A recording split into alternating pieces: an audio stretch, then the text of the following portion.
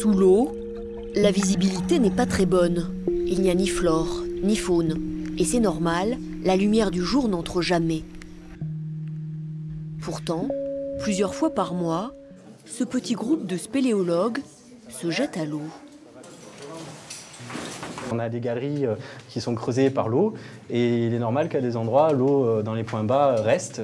Et donc du coup, pour pouvoir continuer les explorations et découvrir des nouveaux terrains inexplorés et mieux comprendre le milieu, on est obligé donc de passer ces obstacles aquatiques. On peut se changer ou... Ce jour-là, 10 personnes sont dans la grotte. 2 seulement vont plonger. Même si on est tout seul dans l'eau, on a besoin d'une équipe qui va nous soutenir déjà pour le portage, pour tout ce qui est l'approche physique et puis aussi psychologiquement. Pour cette plongée, beaucoup de matériel sophistiqué et un simple fil. Dans tous les cas, il nous faut un fil d'Ariane pour retrouver la sortie parce que toute galerie est assez complexe et on ne peut pas se permettre de perdre du temps à chercher. Ça entamerait notre sécurité vu que les réserves d'air sont quand même limitées. Là, la prochaine étape, c'est la mise à l'eau en essayant de troubler le moins possible le siphon pour avoir la meilleure visibilité possible, pour pouvoir voir le fil et pouvoir profiter tout simplement de la cavité. Il faudra quelques minutes aux 2 plongeurs pour disparaître complètement. Si dans 1 heure on n'est pas sorti, on déclenche. Déclencher chez le courant. On déclenche dans 1 heure si vous n'êtes pas là. Ça va. Ok. Tu me suis?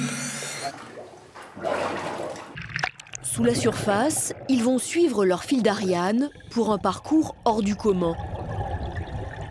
Sur la montre des plongeurs, des paramètres capitaux.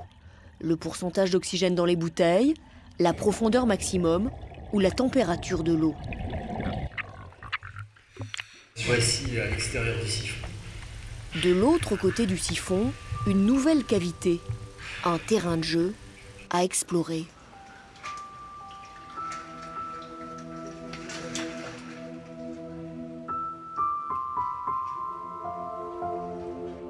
Mais c'est déjà l'heure du retour. Sous l'eau, le temps et l'oxygène sont comptés. Quelques brasses, toujours le fil d'Ariane, et nous voici au point de départ, avec le reste du groupe.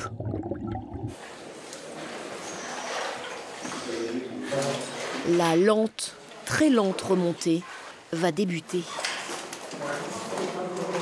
La plongée spéléo est une des dernières aventures modernes. Oui, je pense que c'est un des lieux encore où on peut faire de l'exploration au sens propre et noble du terme, c'est-à-dire aller dans des endroits totalement vierges de présence humaine. Ce n'est donc pas un hasard si on appelle les pratiquants de ce sport extrême des spéléonautes.